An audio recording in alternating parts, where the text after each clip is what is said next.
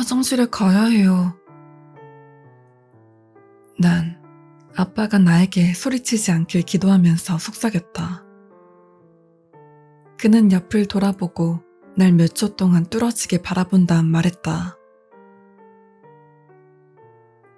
30분 전에 갔다 왔잖아. 난 그의 목소리에서 짜증을 느낄 수 있었다.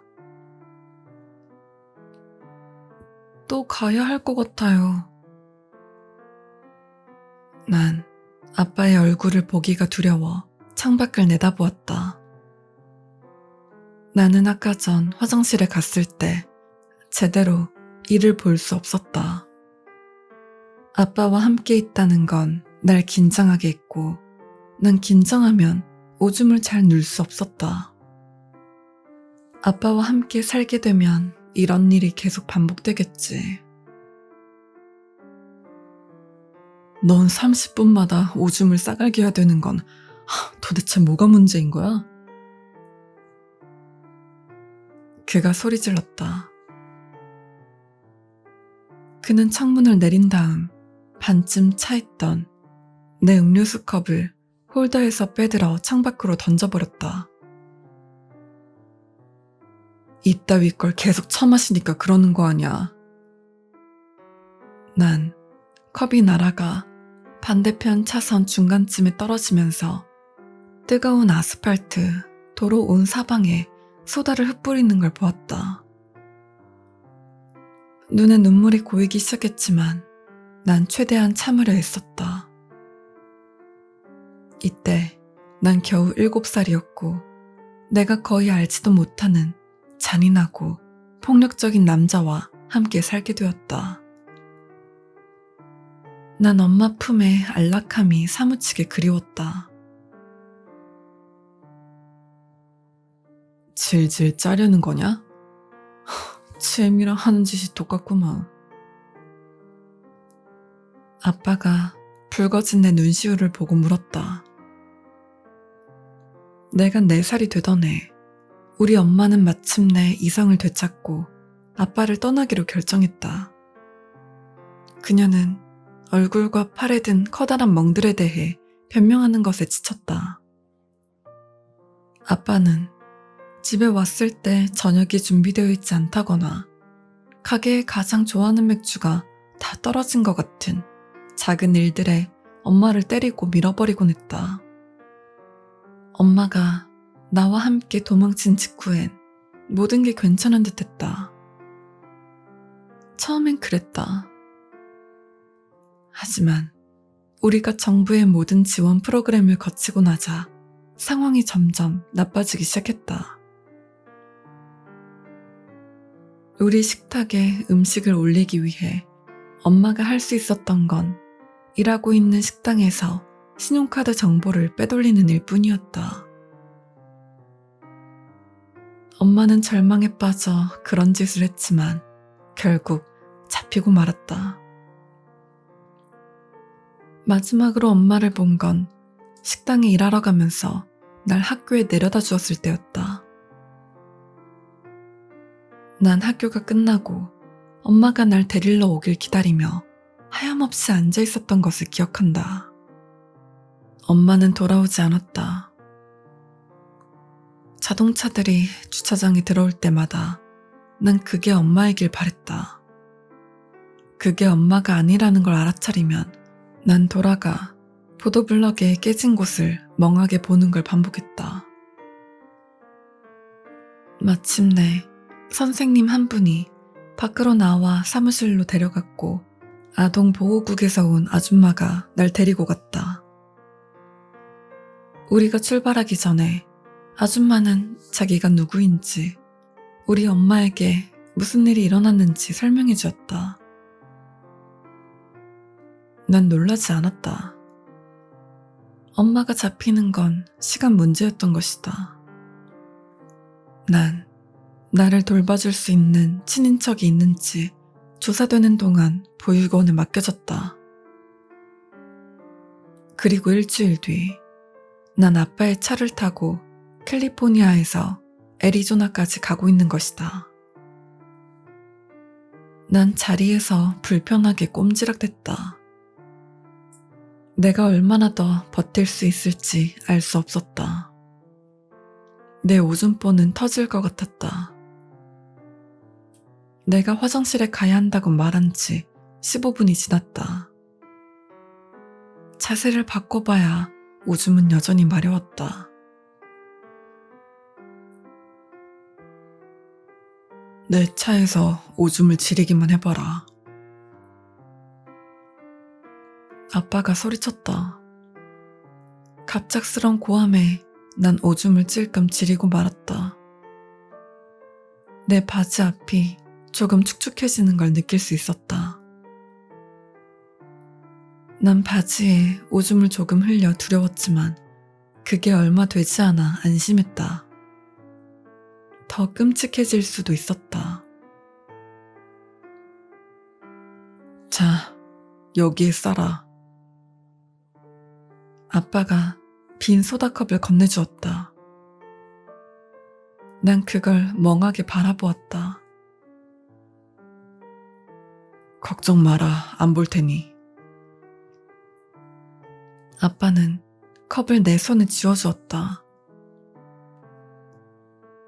네 편한 대로 돌아서서 싸든지. 난 마지못해 컵을 받아들곤 최대한 몸을 돌렸다. 난 바지 지퍼를 내리고 앞에 컵을 대었다. 아무것도 나오지 않았다. 힘을 줘봤지만 내 몸이 말을 듣지 않았다. 다 싸면 창밖으로 컵을 던져버려. 그리고 그러는 동안 흘리지 않도록 조심해라.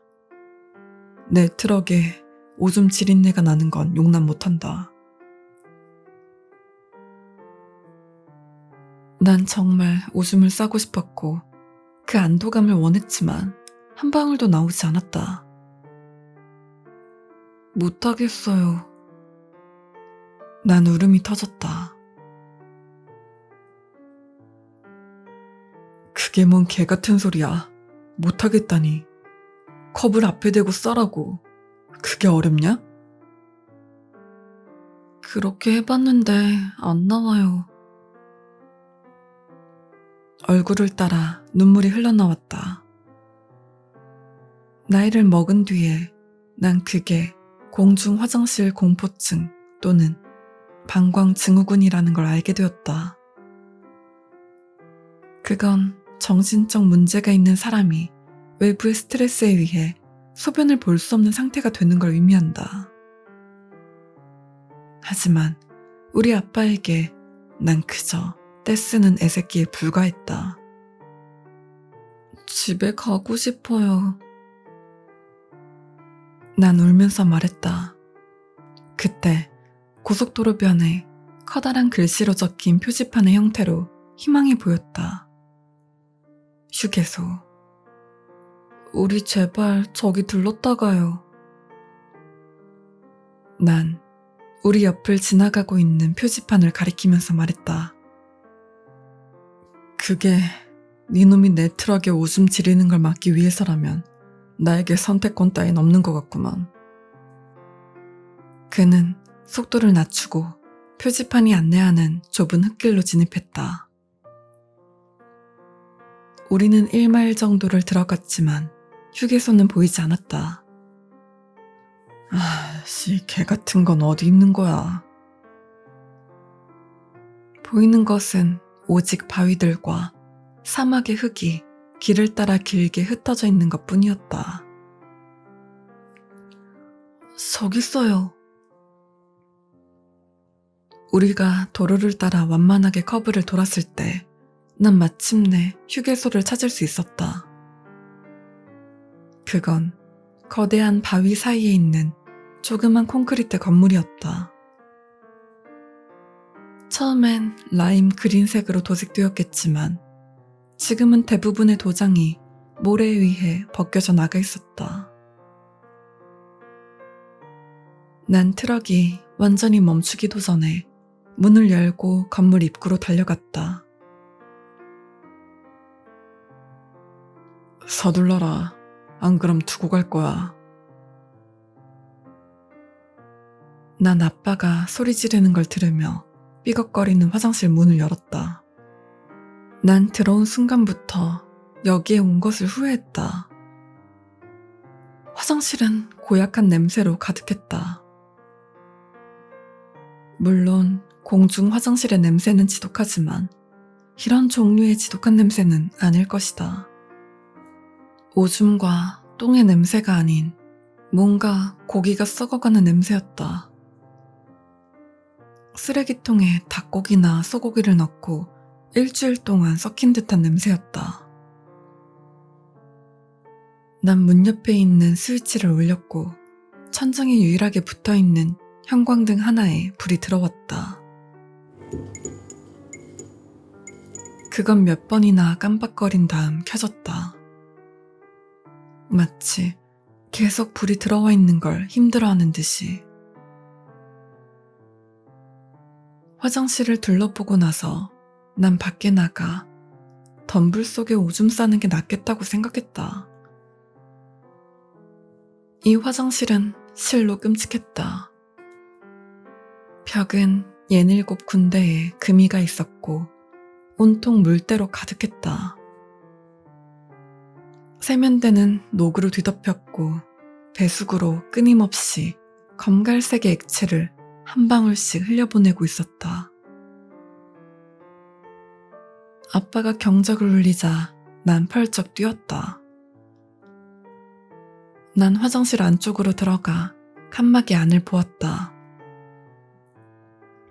문짝은 어디 갔는지 모르겠고 화장실은 바닥에 구멍이 난 새로 만든 변기 하나뿐이었다.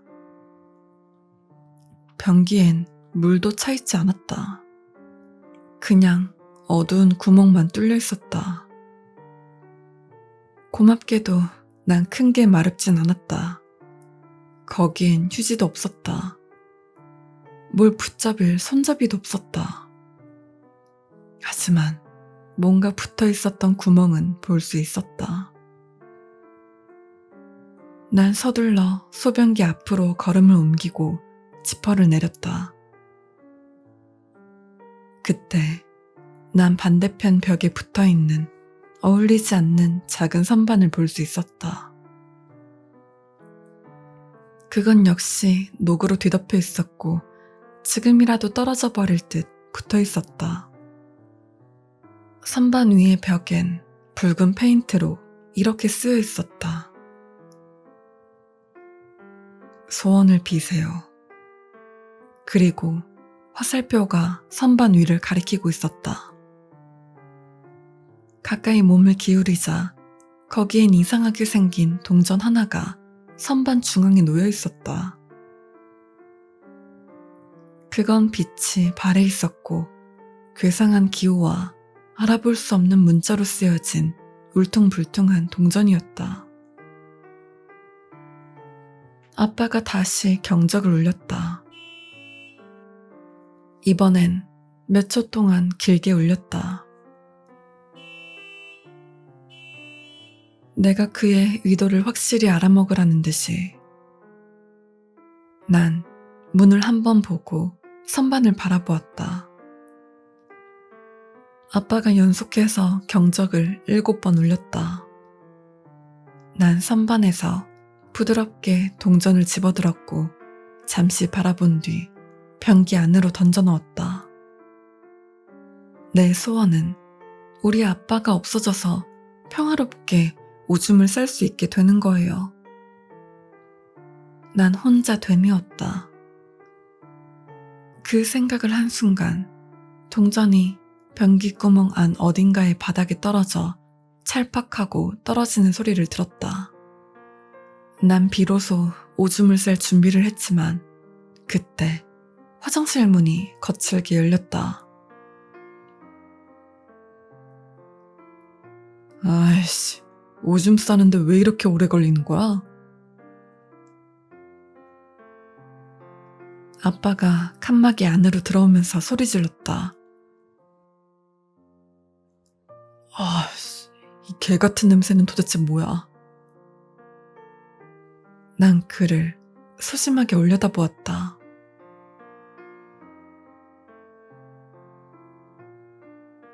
이제 내가 오줌을 싸야겠다. 그는 그렇게 말하고 날 엉덩이로 밀쳐낸 다음 화장실 안으로 들어갔다. 난 몇 걸음 물러나 그가 지퍼를 내리고 소변을 보는 걸 기다렸다. 이건 뭐야? 난 그가 울부짖는 걸 들었다. 난 아빠 넘어 있는 걸 볼 수 없었고 그가 뭘 보고 있는지 알 수 없었다. 이런 미치. 그는 말을 끝마치지 못했다. 그 대신 화장실에서 튀어나온 검은색의 번들번들한 촉수가 그의 목을 조를 때 숨막히는 소리를 내었다. 저게 뭐든 이 끔찍한 냄새의 주인인 게 틀림없었다. 그게 화장실 밖으로 튀어나오자 냄새가 더 끔찍하게 변했다. 난 그 자리에 얼어붙은 채 그게 아빠를 천천히 화장실 안으로 끌고 가는 걸 보았다. 그는 변기통을 붙잡고 저항하려 했지만 그놈의 힘이 훨씬 강했다. 아빠의 머리가 변기통의 좁은 구멍으로 쑤셔 넣어질 때 끔찍한 우두둑하는 소리가 났고 아빠는 더 이상 움직이지 않았다. 그게 천천히 아빠의 몸을 구멍으로 끌고 들어갔을 때 우두둑거리고 빠드득하는 소리가 계속해서 들렸다. 아빠의 발이 검은 구멍으로 사라지자 난 안도감을 느꼈다. 다시 숨통이 트이는 기분이었다. 내 마비가 풀리고 다시 오줌을 싸야 한다는 걸 기억나게 해주었다. 난 변기 앞으로 가서 바지를 내리고 방광에 있는 모든 걸 쏟아냈다. 그러면서 변기 주변에 튄 핏자국들을 내 오줌으로 씻어내었다. 오줌을 다 싼 뒤 난 화장실을 나와 차를 얻어 타기 위해 고속도로로 터덜터덜 걸어갔다.